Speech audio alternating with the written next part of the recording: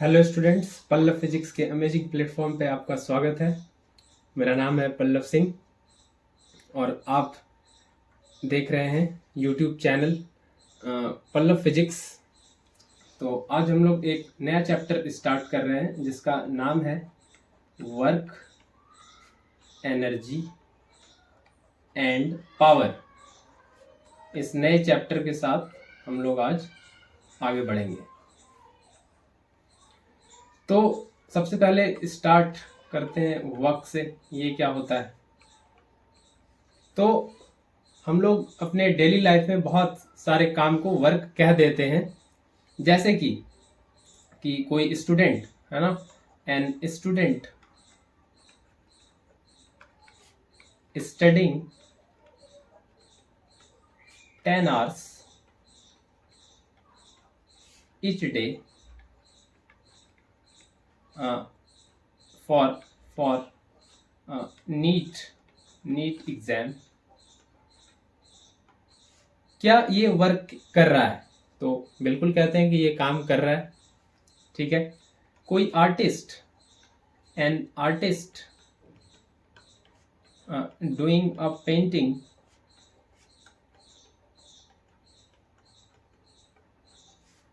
of a beautiful landscape।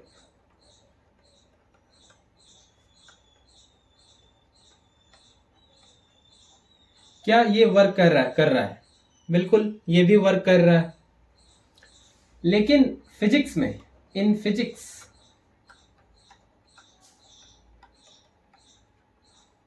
की दुनिया में, फिजिक्स के हिसाब से दोनों student and artist not doing any work, कोई वर्क नहीं कर रहा फिजिक्स के हिसाब से। ठीक है। वो मेंटल वर्क कर रहा है स्टूडेंट या आर्टिस्ट, अपना क्रिएटिव वर्क कर रहा है, बट फिजिक्स के हिसाब से वर्क दोनों में से कोई नहीं कर रहा। तो इसका मतलब ये हुआ कि फिजिक्स में वर्क का डेफिनेशन बड़ा ही प्रिसाइज है, बड़ा ही क्रिस्प सा है। फिजिक्स में वर्क को थोड़ा अजीब तरह से डिफाइन करते हैं। ये वर्क नहीं कहलाता, ये दोनों ही वर्क नहीं है फिजिक्स के हिसाब से। तो फिर वर्क है क्या? आइए समझते हैं वर्क क्या है। तो वर्क का डेफिनेशन देखिए, फिजिक्स कैसे डिफाइन करते हैं वर्क, फिजिक्स में कैसे डिफाइन करते हैं वर्क को। तो वर्क होता है, work is defined as product of component of force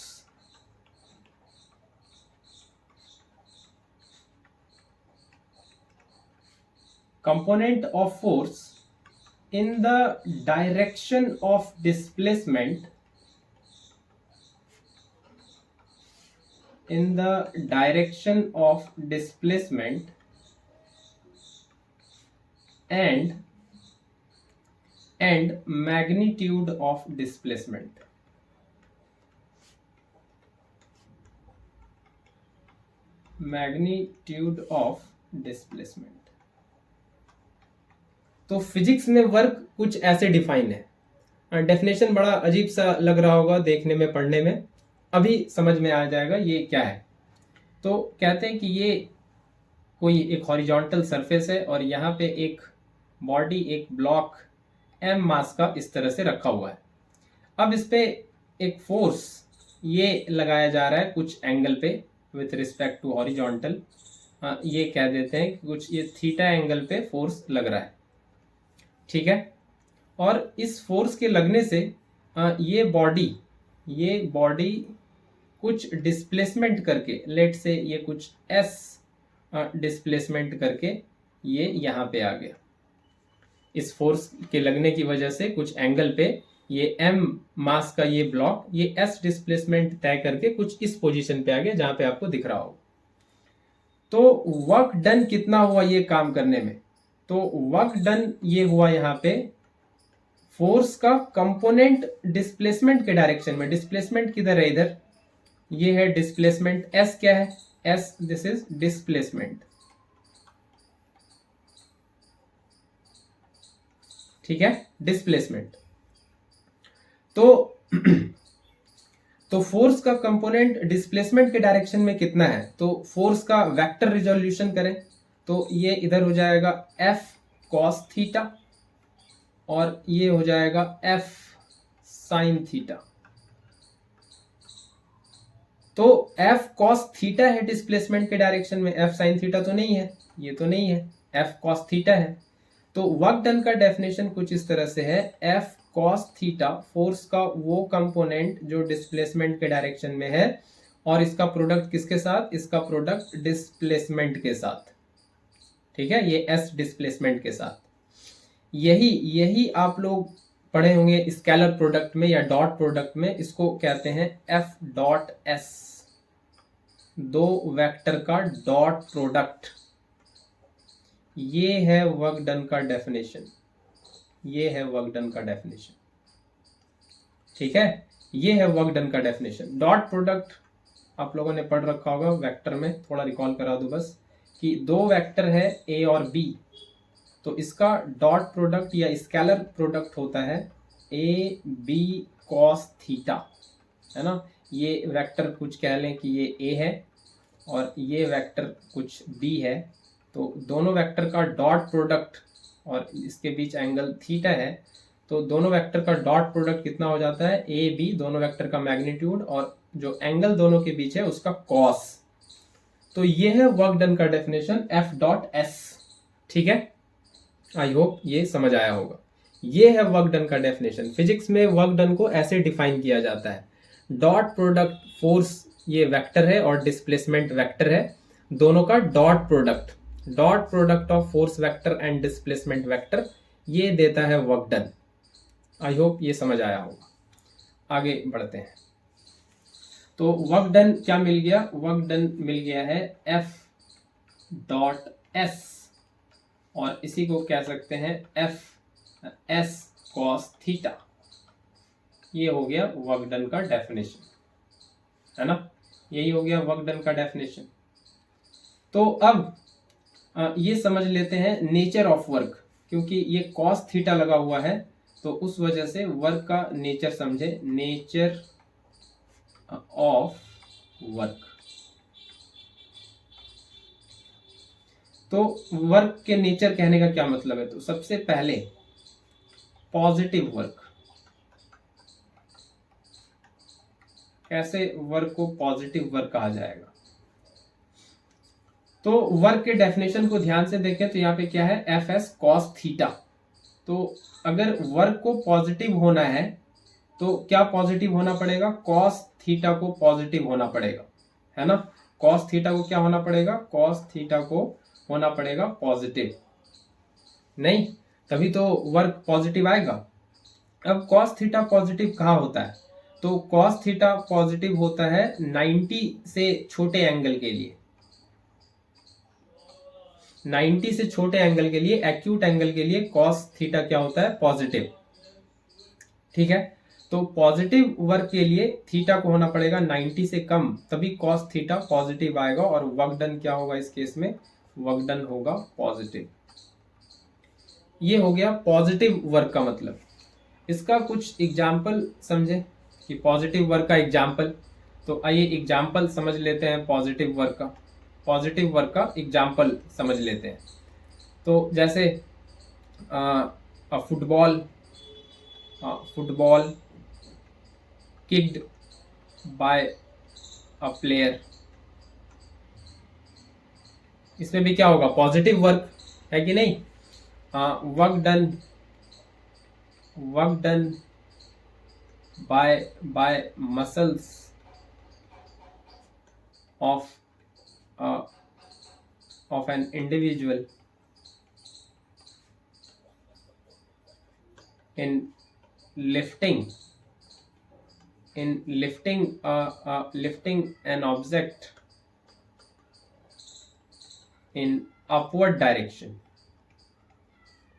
ये भी क्या है, ये भी है पॉजिटिव वर्क, है ना। जिधर फोर्स लगा रहे हैं उधर ही, है ना। जैसे ये कोई आदमी है और ये इसका ये हाथ हो गया, ये कोई बॉडी को लिफ्ट कर रहा है ऊपर, है ना, ये बॉडी को ऐसे लिफ्ट कर रहा है ऊपर, तो फोर्स भी ऊपर लगाएगा और डिस्प्लेसमेंट भी किधर होगा, ऊपर, तो दोनों सेम डायरेक्शन में हो गया, तो वर्क डन क्या हो जाएगा, पॉजिटिव हो जाएगा, F S cos theta. Work done क्या हो जाएगा, पॉजिटिव, फोर्स और डिस्प्लेसमेंट सेम डायरेक्शन में, तो वर्क डन को क्या लिखेंगे, वर्क डन को लिखेंगे F S cos 0 degree, same direction में है, तो ये वर्क डन हो जाएगा एफ एस कॉस 0 1 होता है, तो ये पॉजिटिव वैल्यू आ जाएगा वर्क डन का वैल्यू। तो ये पॉजिटिव वर्क का एग्जाम्पल हो गया। ठीक है, आइए अब आगे बात कर लेते हैं नेगेटिव वर्क के बारे में। नेगेटिव वर्क,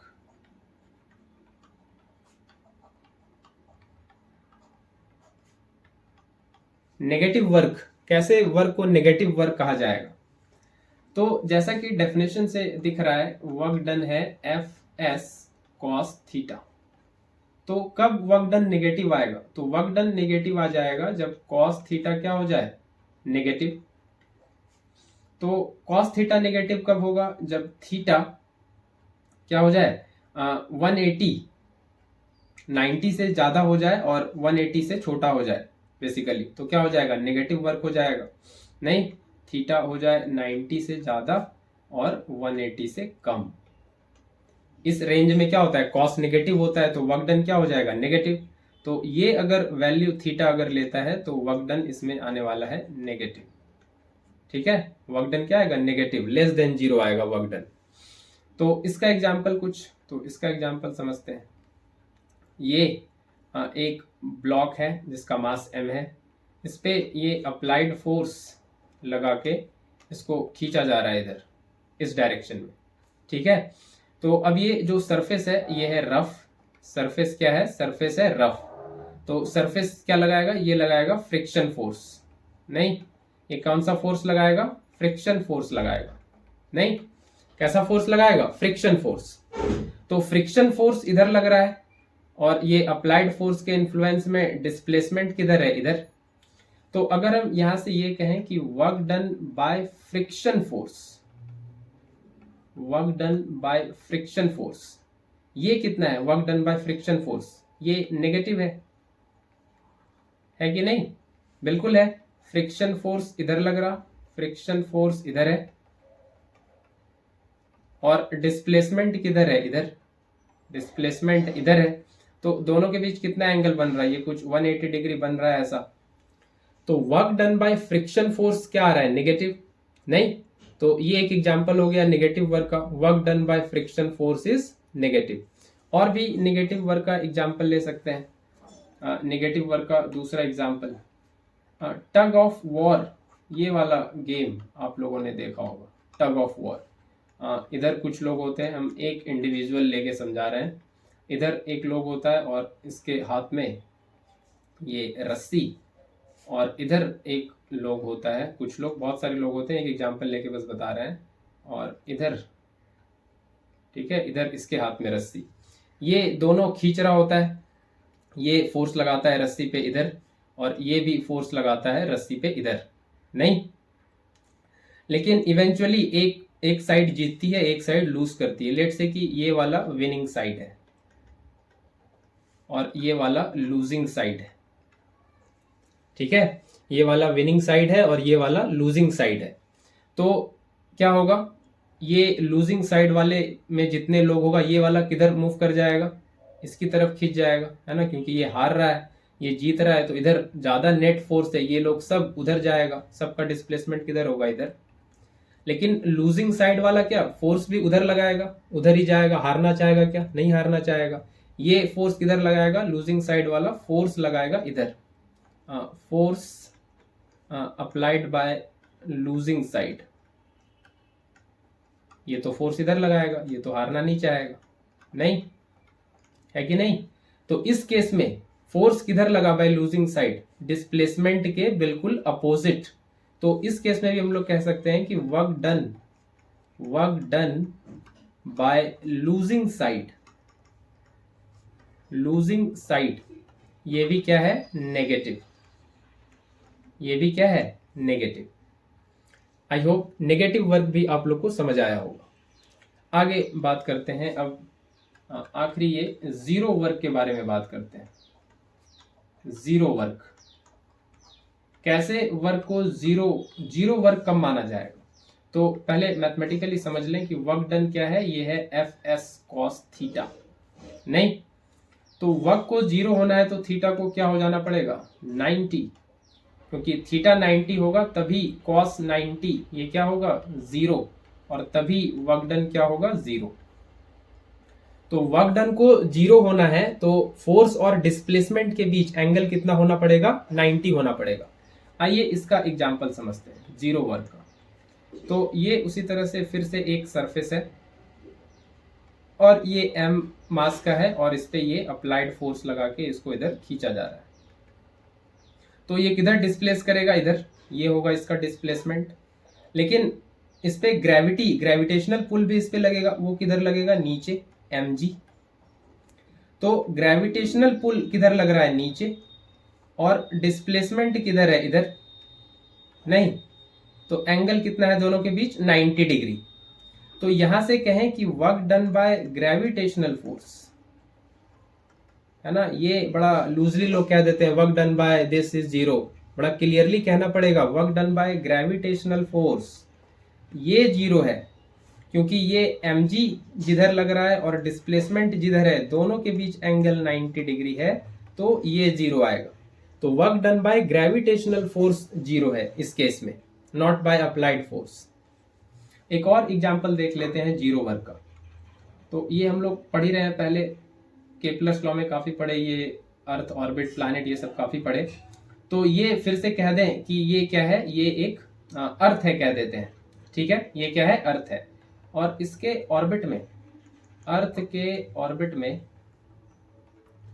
सैटेलाइट मूव कर रहा है। ये क्या है, ये सैटेलाइट अर्थ के ऑर्बिट में मूव कर रहा है, ये अर्थ है, ये दिस इज अर्थ। और अर्थ के ऑर्बिट में क्या मूव कर रहा है, सैटेलाइट मूव कर रहा है, ठीक है, बहुत बढ़िया। तो ये सैटेलाइट क्यों मूव कर पा रहा है अर्थ के चारों तरफ इस सर्कुलर ऑर्बिट में, क्योंकि इस पे सेंट्रीपिटल फोर्स लग रहा है, ग्रेविटेशनल फोर्स लग रहा है, और वही क्या है, सेंट्रीपिटल फोर्स है।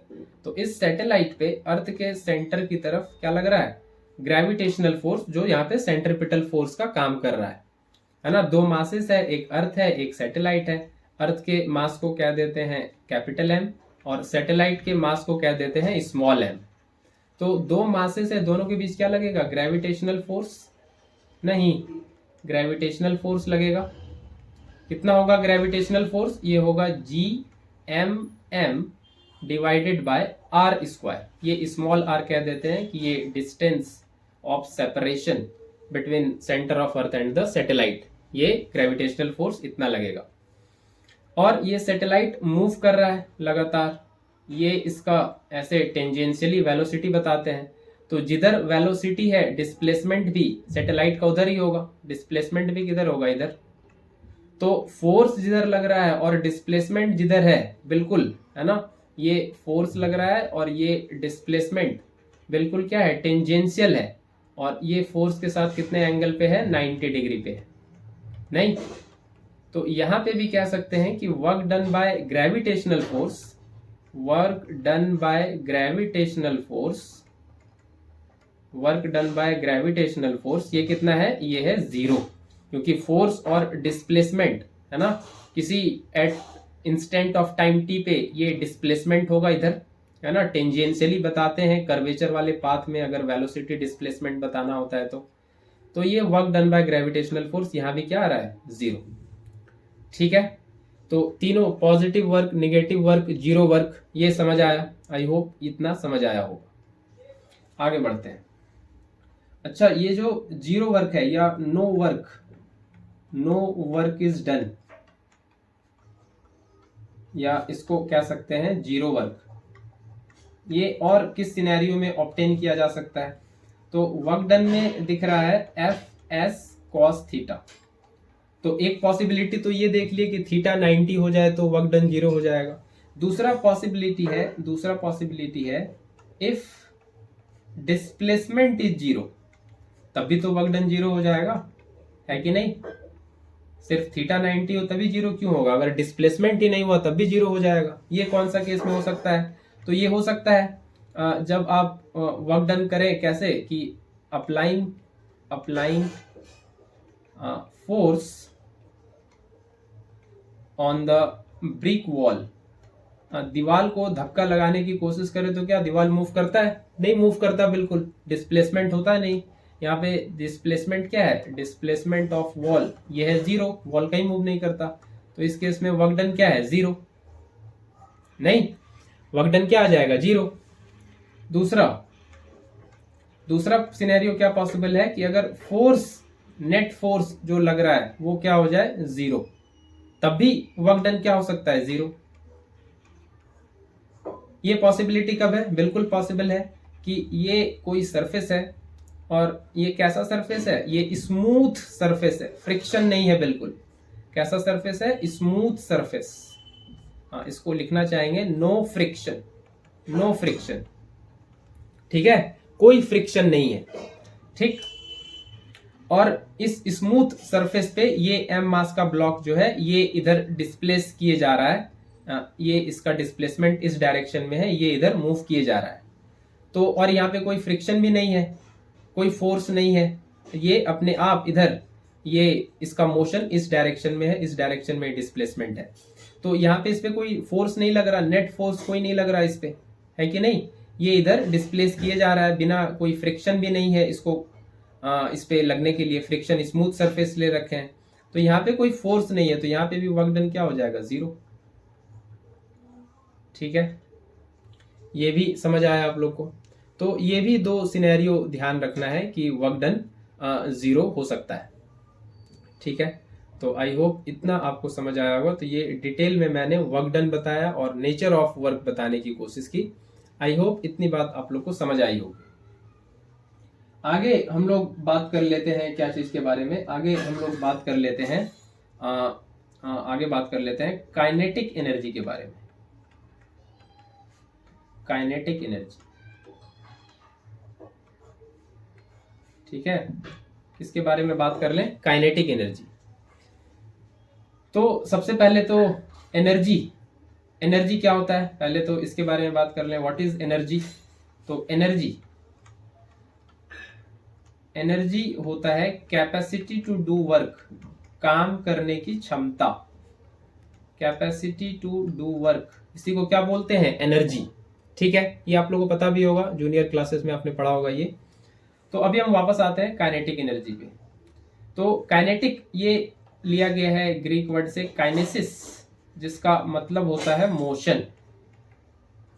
तो क्या होता है काइनेटिक एनर्जी? तो ये है काइनेटिक एनर्जी बेसिकली है मेजर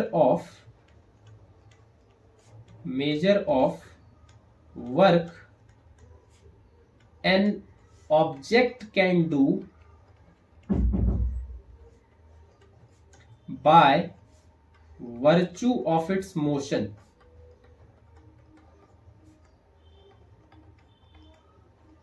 उस ऑब्जेक्ट के मोशन में रहने की वजह से जो उसमें एनर्जी है और उस एनर्जी से जो वो काम कर सकता है, उसी का मेजरमेंट है काइनेटिक एनर्जी। तो kinetic energy measure of work है जो एक ऑब्जेक्ट कर सकता है उसके मोशन में रहने की वजह से। ठीक है, ये होता है काइनेटिक एनर्जी। जैसे एग्जाम्पल के लिए कि fast flowing water, fast flowing stream of water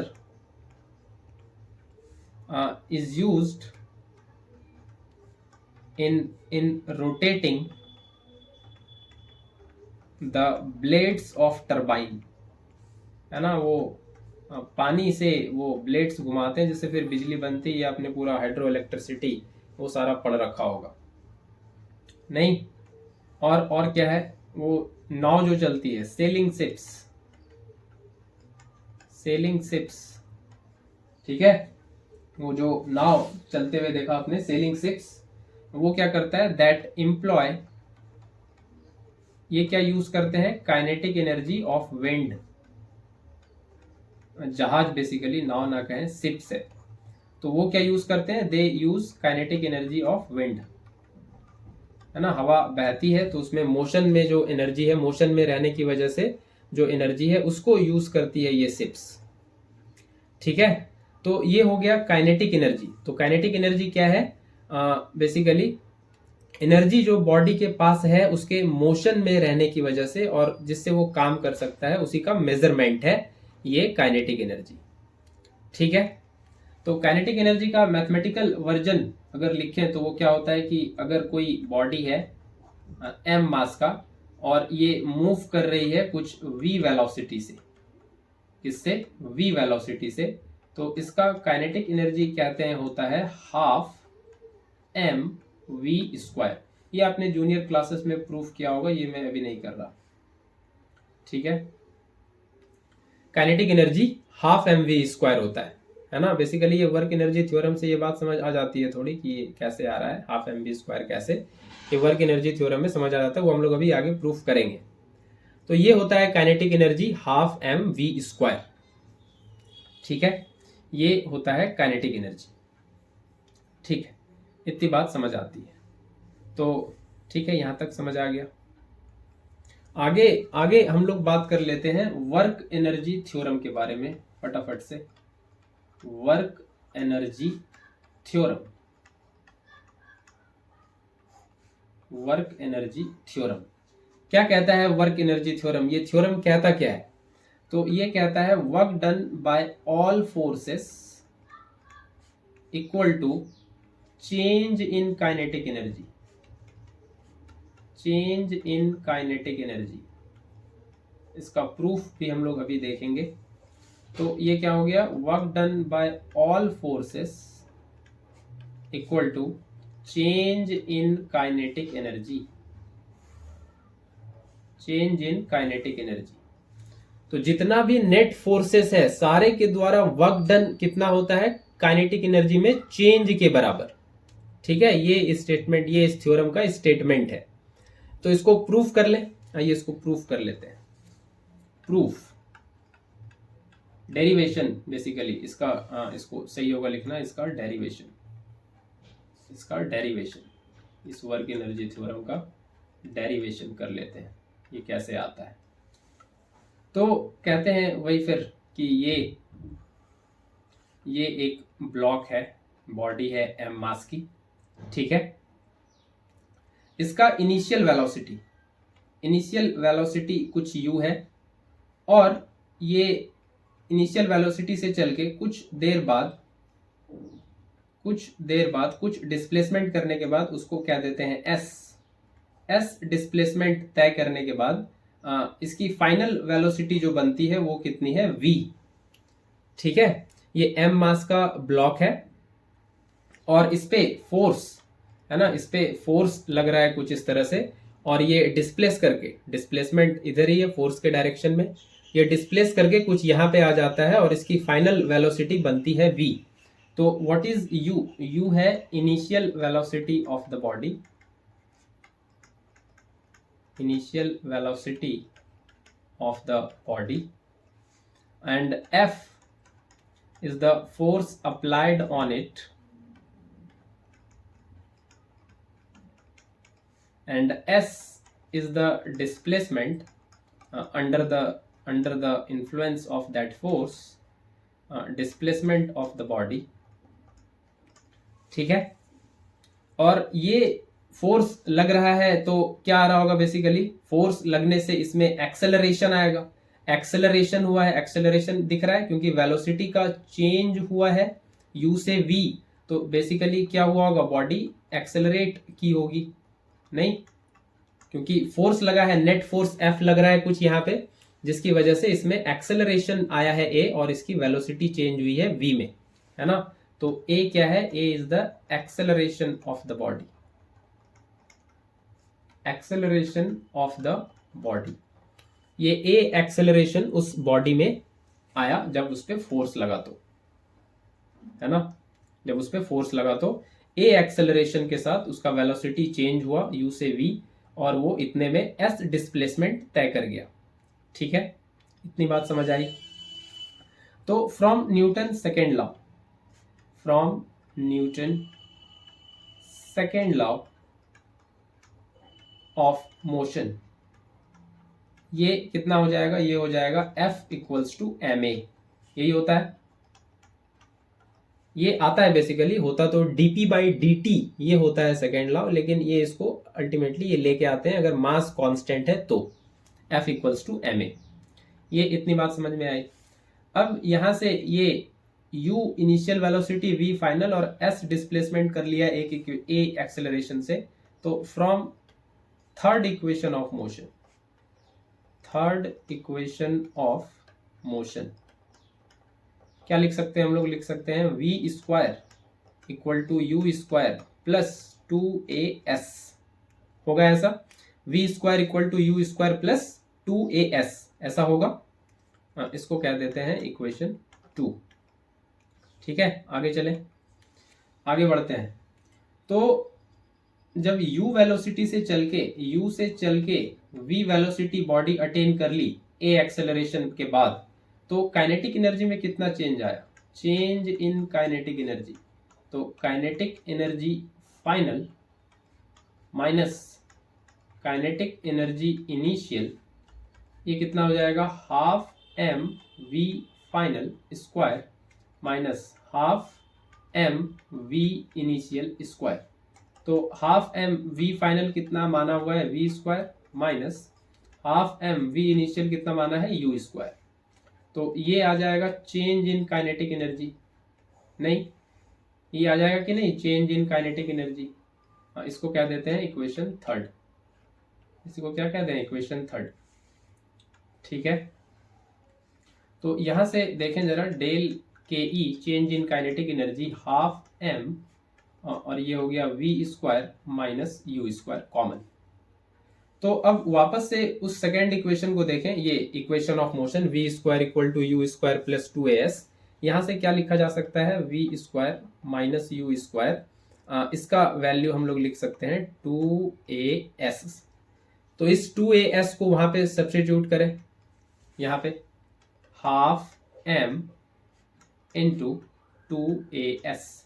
तो ये 2 से 2 कैंसिल हो गया और ये आ गया mas। और ma ये फिर से देखें क्या लिखे हैं सेकेंड लॉ से? F equal to ma। तो जो फोर्स लग रहा है नेट फोर्स, तो दिस इज F ये जो लग रहा है, एंड दिस इज S। तो change in kinetic energy, change in kinetic energy ये कितना आ रहा है? Fs। और Fs क्या होता है? Work done. अगर फोर्स, अगर डिस्प्लेसमेंट फोर्स के डायरेक्शन में ही है ना, फोर्स जिधर है डिस्प्लेसमेंट उधर ही है, तो चेंज इन काइनेटिक एनर्जी आ रहा है Fs। और Fs को ही क्या कहते हैं? अगर फोर्स और डिस्प्लेसमेंट एक ही डायरेक्शन में है तो इसी को कहते हैं work done, work done by all forces, by all forces. ठीक है, तो ये आ रहा है Fs।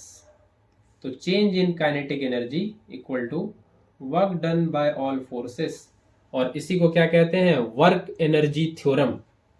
इसी को क्या बोला जाता है? ये जो आ गया इवेंचुअली, ये जो फाइनली आ गया, इसी को क्या कहते हैं? This is work energy theorem.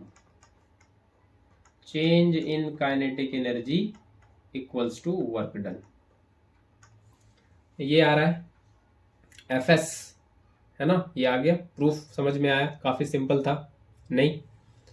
आगे आगे बढ़े, फटाफट से एक और टॉपिक पावर को भी पढ़ लेते हैं। पावर, पावर क्या होता है? ये होता है रेट, है ना? टाइम रेट, टाइम रेट,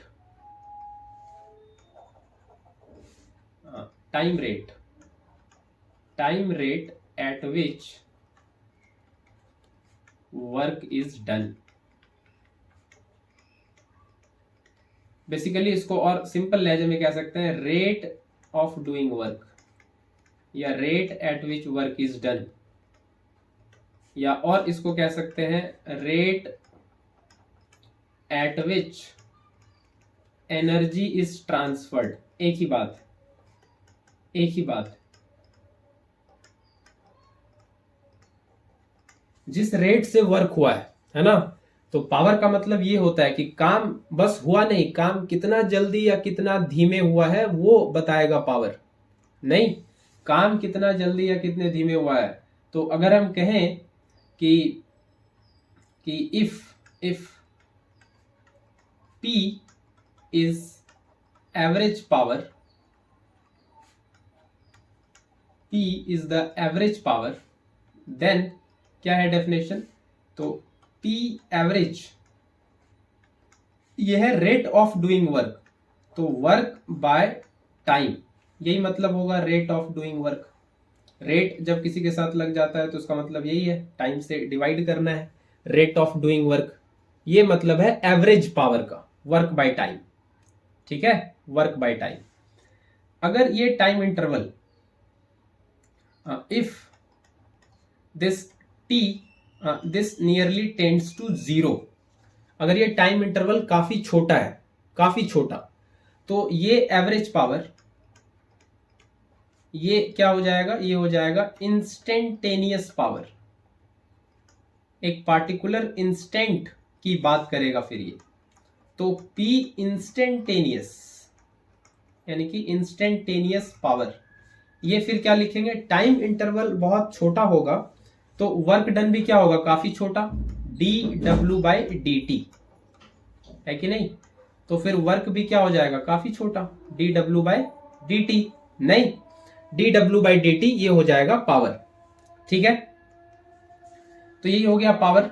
और थोड़ा इसको कर सकते हैं सिंप्लीफाई कि वर्क डन ये क्या होता है, ये होता है F.S, और इसको 3 डायमेंशन इन 3D, ये क्या हो जाएगा, वर्क डन हो जाएगा F.R। ठीक है, तो यहां से लिखें कि इफ F इज कांस्टेंट, अगर फोर्स क्या है, कांस्टेंट है, तो dw/dt ये क्या हो जाएगा, ये हो जाएगा F.dr/dt, होगा ऐसा। और dr/dt को क्या कहते हैं, वेलोसिटी, F.v।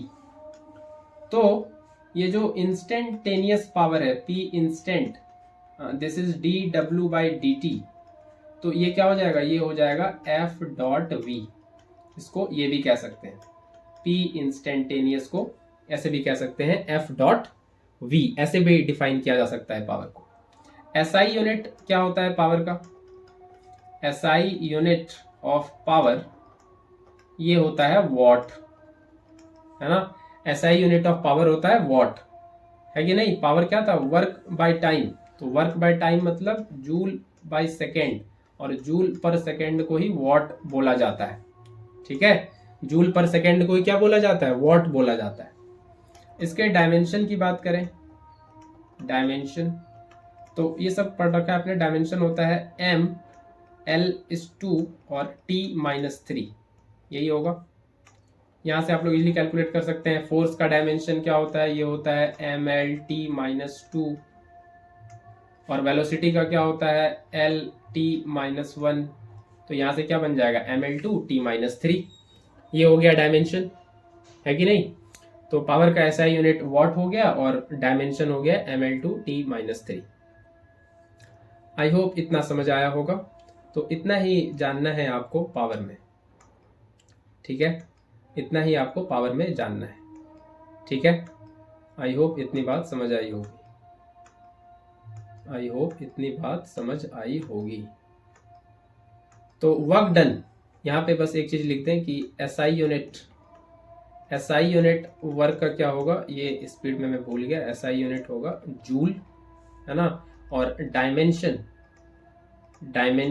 ये क्या हो जाएगा, ये हो जाएगा ML/T-2, ये हो जाएगा वर्क का डायमेंशन, जो टॉर्क का भी होता है।